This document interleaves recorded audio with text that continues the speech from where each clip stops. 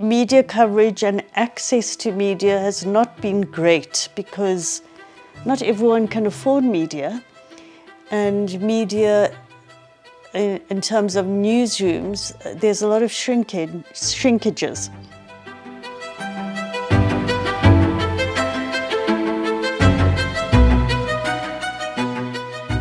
"30 years have gone very quickly in many ways, but it's also showing it's enough time. 3 decades, I would say, is enough time for us to know whether we've made huge progress or whether we've actually gone backwards.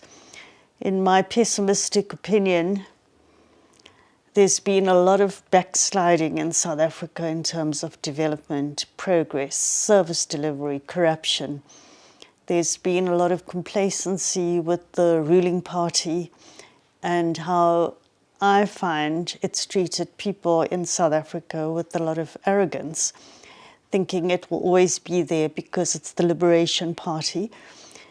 And now people everywhere across the board, it's like almost a leveler, the fact that we all experience load shedding, we can call it blackouts, but it's quite serious. It's been quite serious for the economy because it's affected everything. Our unemployment rate is really high and our economic growth is very low, which means we're in a dire situation economically and politically. That's my broad reflection.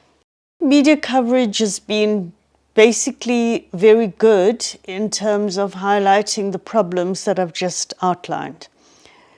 However, media coverage and access to media has not been great because not everyone can afford media, and media in terms of newsrooms, there's a lot of shrinkages.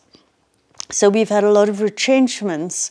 In fact, it could be as much as 70% of media workers have just been retrenched or gone freelance or gone to the public sector or gone to the private sector in terms of being public relations, PR people. Now that affects media freedom and it affects access to information for the public. So that's a serious democracy issue. So I'd say even on that level of media, we are in a crisis too.